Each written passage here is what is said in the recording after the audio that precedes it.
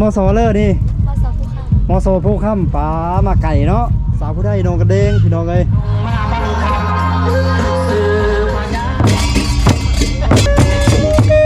แม่นแหละชื่อมี่ตา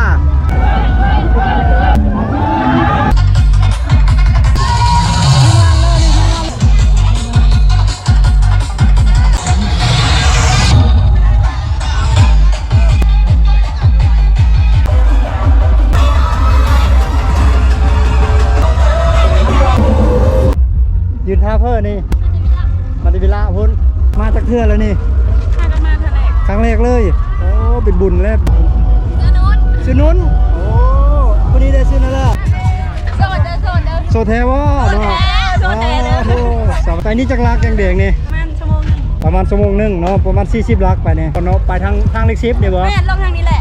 ได้เมื่อดำน้องก็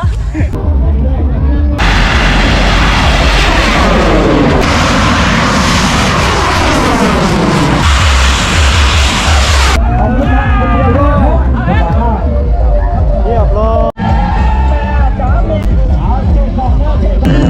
สวนแก้มจำนั่งสวนขวดจะนี้เอาทักทายสบายดีสวัสดีครั้งหนึ่งตอนนี้อยู่ที่วัดพระธาตุนางลาววัดท่านางลาวเมืองวิลาบุรีแขวงสระเขตทุกคนได้มาเบิ้งงานเทศกาลจูดบังไฟลานเนาะทุกคนวันนี้ถือว่าเป็นมือดุเดือดขนาดเลยเนาะบังไฟลานนี้มี7-8บังไปเลยบังไฟแสนกันโอ้เดี๋ยวตามส้มบรรยากาศ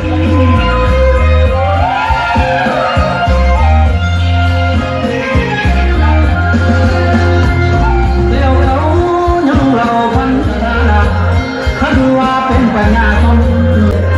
เก็บเอาตัวตำต้อยไปเป็นคอยสัม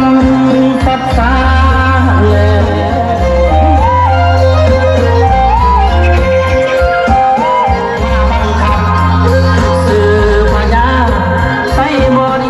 สบายดีมอสอเลอร์นี่มอสอผู้ค้ำปลามาไก่เนาะเดินทางมา30กิโลปลาตัวแล้วหรือวะปอนนี่อ๋อยังเฮิงบ่กลับดิกลับไปแท้เดี๋ยวว่าอยู่เบิ้งจุดดวงไฟก่อนพาวอ๋อพาวไปใส่เนาะพาวไปตกกาดำหน้าบ่ อันนี้ซื้อเบาลัดน้องซื้อนั่นเลยซื้อมิวบิวอ๋อมอสอผู้ค้ำเนาะบันเดบ้านนองกระเด้งตัวสาวผู้ไทยนองกระเด้งพี่น้องเลยโอ้แต่งตัวงามๆเลยในชุดผ้าผู้ไทยเลยเนาะสินมีบอกว่าสินยังเขาเนี่ยไม่ได้ใจ น่าจะสินมีเนาะสินมีหรือสินใหม่เนาะน่าจะเป็นสินใหม่ผ้าเบี่ยงงามมากัน3-4 คน5 คนมาทีมเจ้าเอ้าซิเมอร์แล้วทางนั้นนะอ๋อไปเปลี่ยนเคิงจะได้มาไหมวะโอ้โดยคนนี้ซื้ออย่างจะซื้ออย่างซื้อมอสอผู้ค้ำกันอ๋อบ้านเลอร์อยู่บ้านเลอร์อยู่บ้านเวงเนาะเมืองเวลาบุรีแขวงสระเขต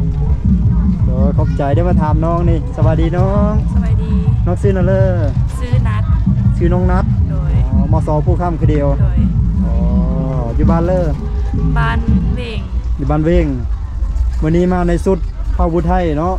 คือเดียวกับน้องคนเมื่อกี้นี่เลยเนาะป้าเริ่มคักเนาะกินกันผ้าถุงสุดยอดขอบใจเด้อขอบใจมาชูทุกคนไปเบิ้งจูลงไฟน้ำเดียวบรรยากาศหน้างาน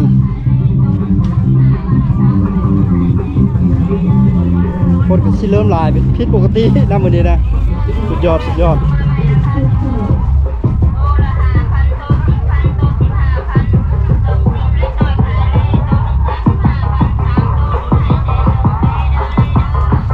วันที่17 พฤษภาคม 2016หรือว่า17 พฤษภาคม 2569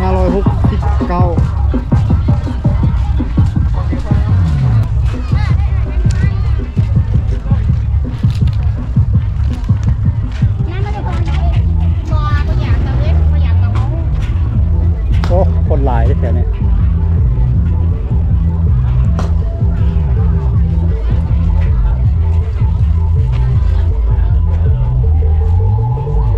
ปีกเฝอก๋วยเตี๋ยวโคตรเต็มเลยแถวนี้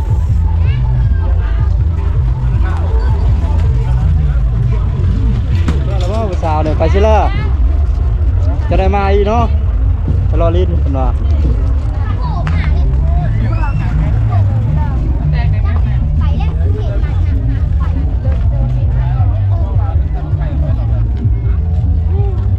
วงดนตรีเทพพรไซกำลังติดตั้งเครื่อง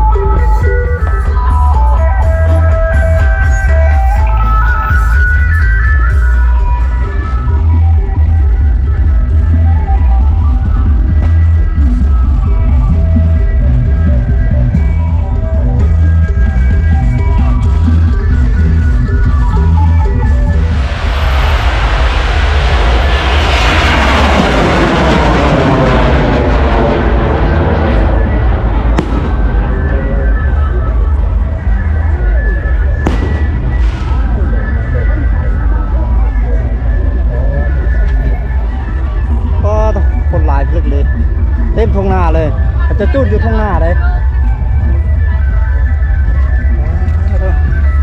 สาวบ้านเลยเด้นี่สบายดีไปครับไปเบิ่งไปเบิ่งเคยมาตะบ้านเลยสิเจ้า บ้านพลคำ พ่นคำไปทั้งเลยโพคำเนี่ย ชอบบ้านนโมแหละ คือบ้านนโมขึ้นกับเมืองบุรพาเมืองไซโบทองบ่วิลานี่ วิลานี่แหละ อ๋อ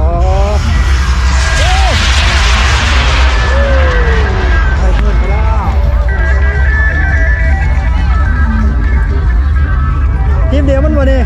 มาดีเด้อสบายดีบัดโพค่ำวันนี้โพนค่ำเนาะ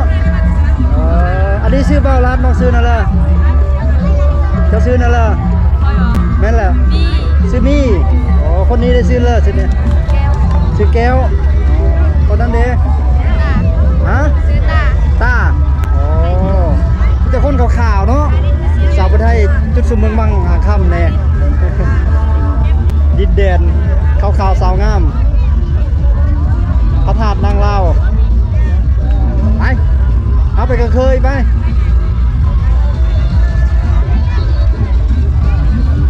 ชมขอบคุ้มเนี่ย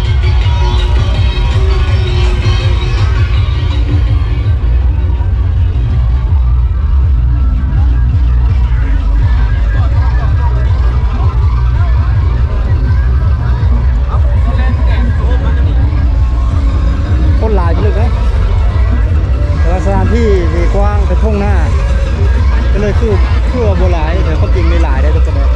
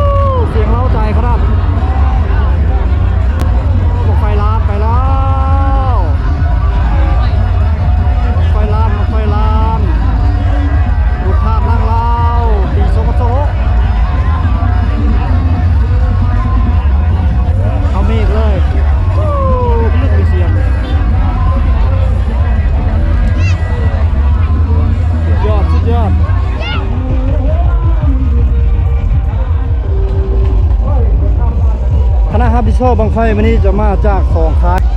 นั่นก็คือค่ายพญาสีโคตรมาจากไปขมวน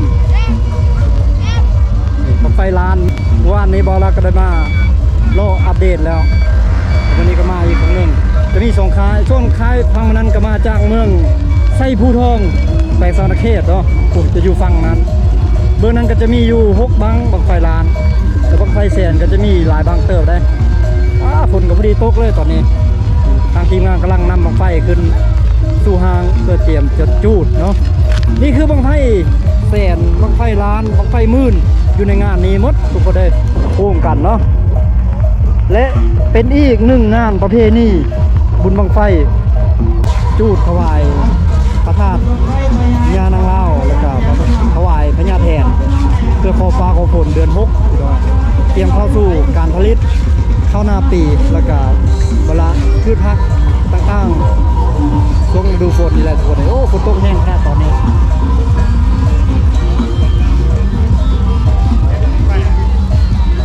ฝนตกแห้งขนาดตอนนี้ทีมงานกำลังคัดล้างบังไฟเพื่อเตรียมเจ้าขึ้นสู่เวที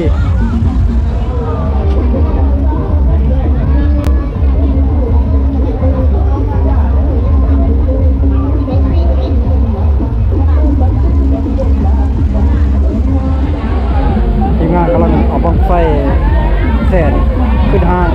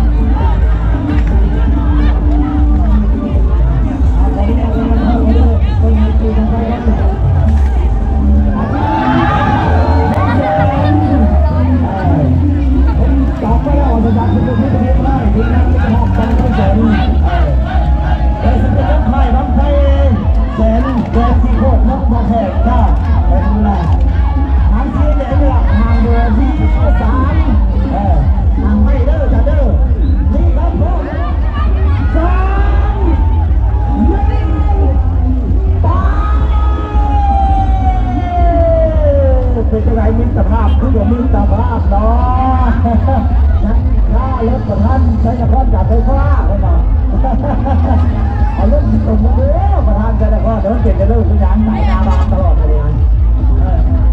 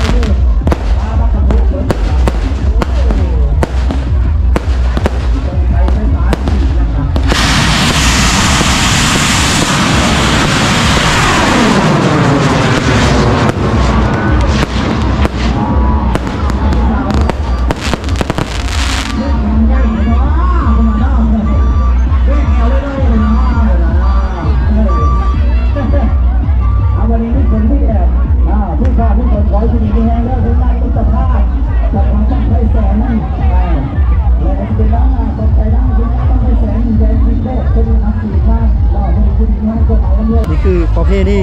สืบทอดกันมาตั้งแต่บรรพบุรุษที่12ข้อ14ประเพณีลาวแล้วก็ทั้งฝั่งไทยเนาะ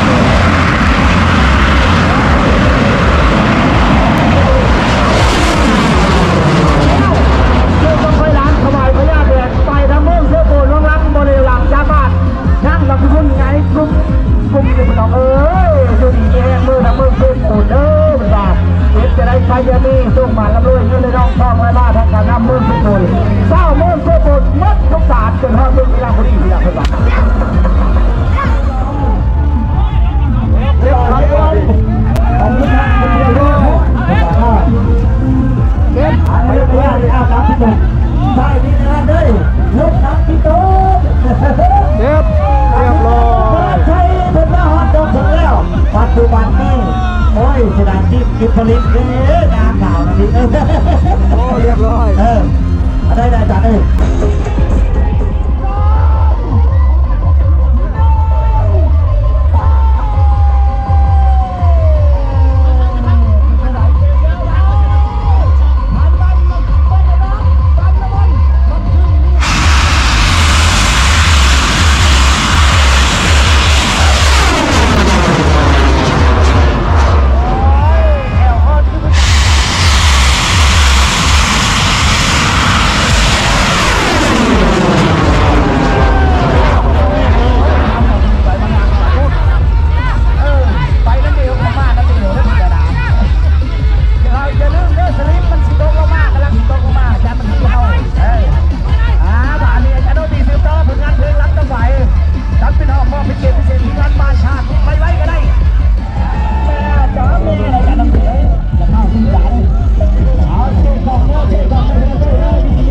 เอาให้ร้านกำลังขึ้นไปที่เราไปดี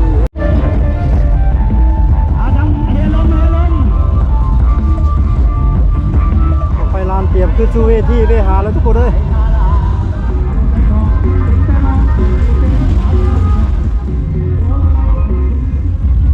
บังไฟลานนี่จะมี8บังเด้อพี่น้องเด้อก็ว่าบังไฟแสนจะมีอยู่12บังทีมงานบังไฟลานมาจากไซบุทองถือว่ามาเพิ่มเมื่อวานนี้ตามการออกข่าวถือว่ามีแต่7บังเนาะแต่ว่าเพิ่มอีกบังนึงเป็น8บังไฟลานเนี่ยส่วนไฟแสนก็จะเพิ่มอีกจาก7เป็น12บังไฟแสนเตรียมขึ้นสู่เวหาอีกแล้วนี่คือประเภทนี้บุญบังไฟเพื่อถวายพระญาติแสนขอฟ้าขอฝน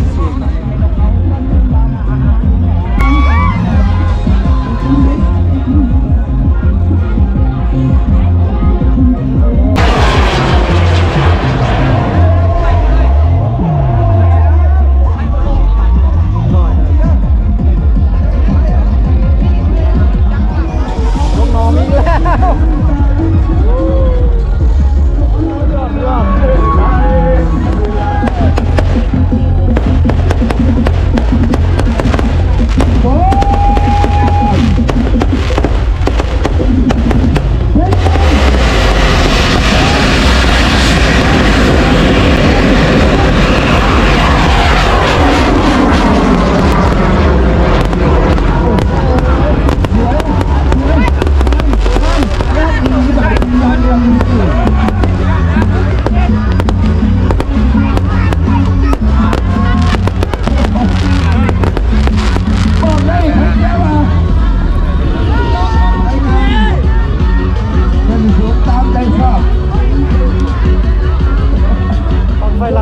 ทีมงานดิลบุรีเดนงามขึ้นไปแล้วไปสู่วิหารเรียบร้อยแล้วขอฟ้าขอฝนนพญาเลยจะเป็นไฮไลท์อีก1ไฮไลท์เนาะพี่น้องเนาะสับชิลินที่ตรงบักไฟขึ้นบุขึ้นก็ถือว่าโลกที่ตมยักเดียวนะงานเลยอันนี้มาลีอยู่เต้นพี่น้องเลยกับทีมงานบังไฟแสนกำลังจะเกินพอดีทีมงานบังไฟแสนสร้างป่า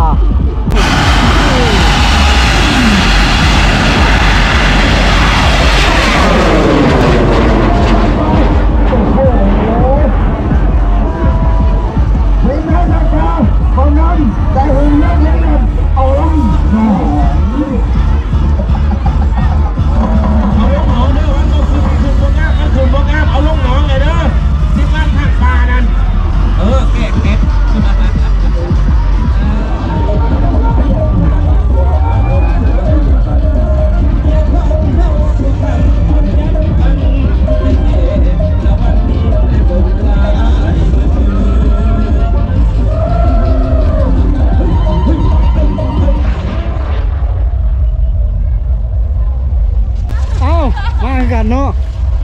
มาจากคนนี่ดูบุทีมเลยเอาดึงกันลงตมไปแล้วประเดี๋ยวไฟขึ้นบุขึ้นก็ลงตมอย่างเดียวเรียบร้อย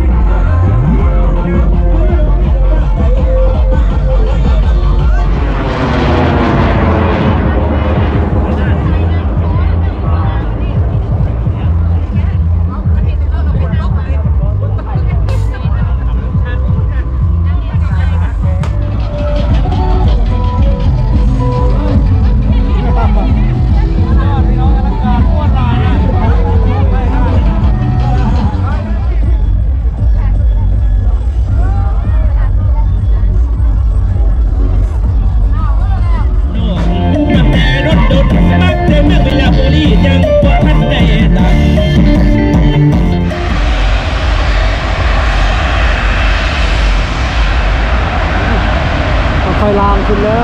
ว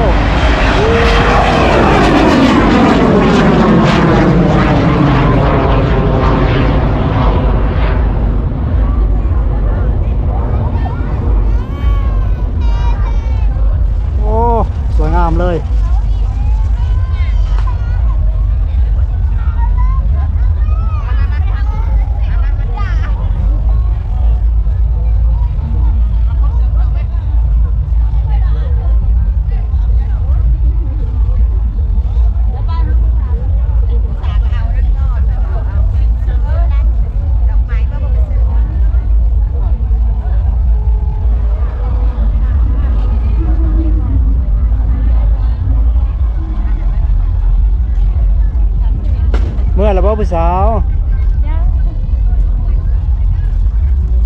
ทีมงานสร้างป่า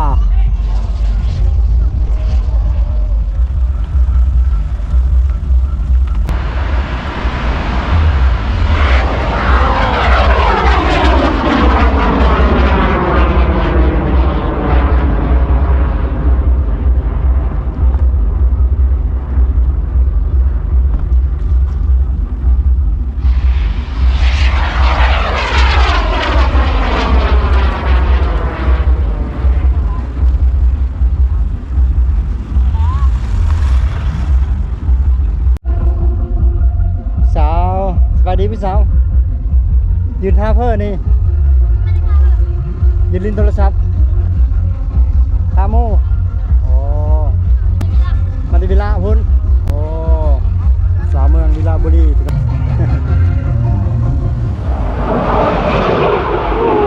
ไฟลานขึ้นไปแล้ว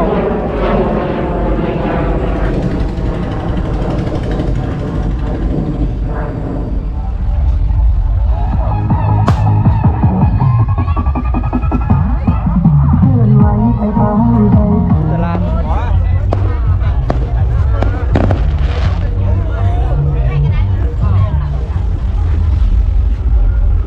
สวัสดีผู้สาวสวัสดีผู้สาวบ้านเลิศนี่นะ มันนอง ป้ามาไก่เนาะป้าตัวอันนี้ซื้อบาลัดเดี๋ยวจะซื้ออย่าง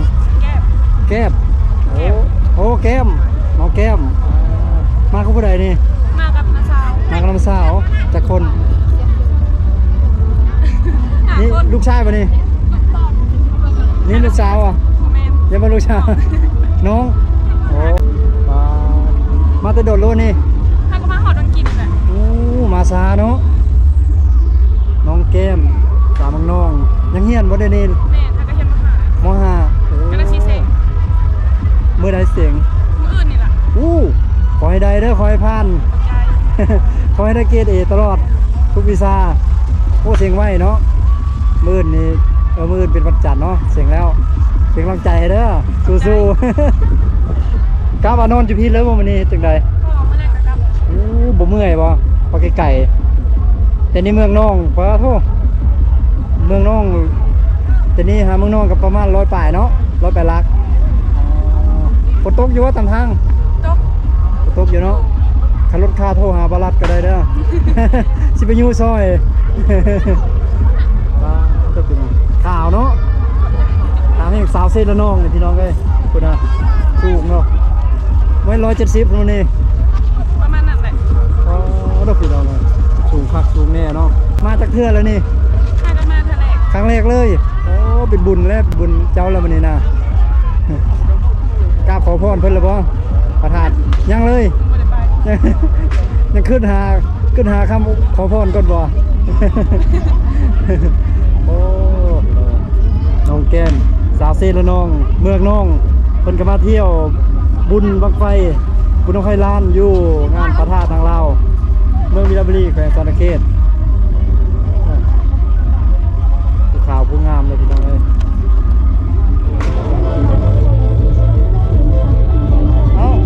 เอาพี่สาวสบายดีพี่สาวสบายดีพี่สาวบ้านใด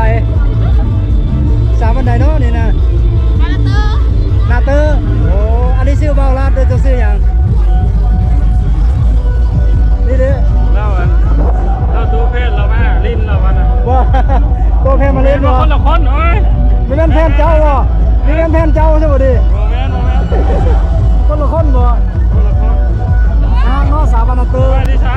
จะชื่อนั่นเลยเจ้านะ เนื้อนุ่น ชื่อนุ้นโอ้คนนี้ได้ชื่อนั่นเลยฮะ ซุก ซุกโอ้สาวซุก มา สาว จะมา นุ้น เด้อ มาแต่บ้านนาเตอร์ หน้าเตอร์ใกล้ๆนี่ สาวบ้านนาเตอร์ เฮ้ยว่าบ้านหน้าเตอร์บ้านหน้าไทยเนาะพ่อพ่อเขาว่าบ้านหน้าเตอร์บ้านเพราะว่าคนไทยยังว่าเขาว่าเตอร์นะ แมน เมื่อโมเมนต์คนว่าบ้านหน้าเตอร์โอ้ยคือ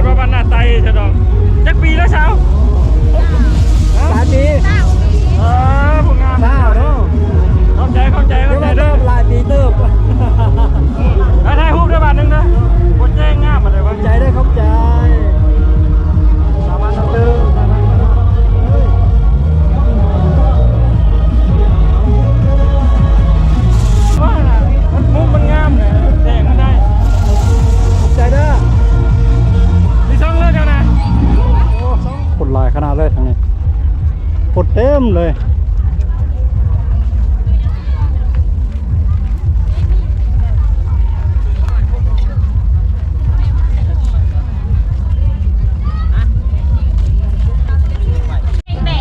มาแกงแดงโอ้โห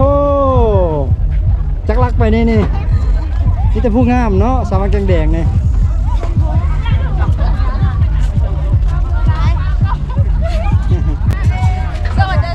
โซเทวะเนาะสาวมาแกงแดงไปนี่จักรักแกงแดงนี่ ประมาณชั่วโมงนึง ประมาณชั่วโมงนึงเนาะประมาณ40ลักไปนี่หรือ30ประมาณ30ลักเมืองยังอัศพรโอ้เก่งแดงอัศพรเนาะไปทางเล็กซิปนี่บ่ แม่ลงทางนี้แหละ อ๋อ มือน้ำ 15 FC เมื่อน้ำนี่นี่ มือน้ำน้องก็ มากันจักคนทั้งหมดนี่ที่ นี่สาวนาสลอนี่สาวบาพังเงา โอ้นัสโลปาบเฮาเมืองวิลาบุรีเฮาเนาะ โดยครบเจอ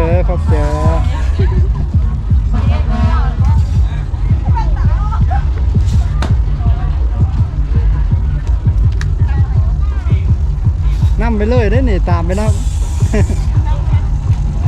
นำไปฮอดเอิร์เลยบ่ นำไปฮอดเทิร์นเลยได้ ฮอดเอิร์เลยนำไปฮอดเอิร์เลย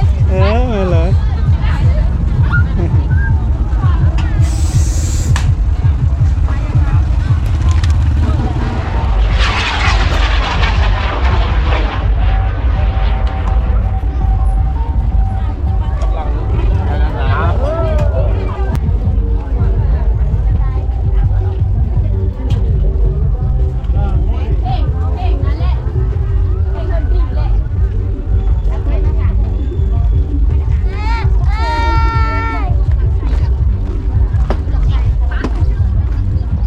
งานเทศกาลก็ที่มีประมาณนี้ทุกคนเลยคือว่า6 โมงยังเลยตอนนี้ทุกคนเลยพอดีฟ้าครึ้มมาเลยเนาะแต่ว่าบังไฟลานเนี่ยยังยี่2-3 บังอะไรประมาณนั้นแหละแต่ส่วนบังไฟแสงก็ที่มีอยู่หลายบังเนาะที่ว่าบนทะเลจูดเนาะติดตามเส้นทางการเดินทางของบาลัดได้ในคลิปถัดไปสำหรับคลิปวิดีโอนี้ลาทุกคนไปก่อนสบายดีบ๊ายบายไปเมื่อบ้านใดผู้สาว ฮะบ้านสมบูรณ์ไปทางไหนวะบ้านสมบูรณ์เนี่ย ไปคนนี้ ทางเล็กซิปบ่ทางเล็กซิปบ่ ใส่บุทองนี่ ใส่บัวทองเมืองใส่บัวทองประมาณจังนาทีขี่รถไปในกาเบิง ชั่วโมง โอ้ไก่เติมเนาะได้อยู่ประมาณ20 ลักเนาะ20หรือ30 ลักเมืองใส่บัวทองบ้านสมบูรณ์ขอโทษน้องซื้ออย่างคนนี้อันนี้ลืมบอกซื้ออันนี้ซื้อบาลัดก่อนนะจะน่ะซื้อท่อบอกท่อคนนี้ซื้ออย่าง หน้า ชื่อนางโอ้สาวใส่สมบูรณ์สาวท่อกับสาวนางสาวใส่สมบูรณ์เนาะบ้านใส่สมบูรณ์บ้านสมบูรณ์ เมืองใส่บัวทอง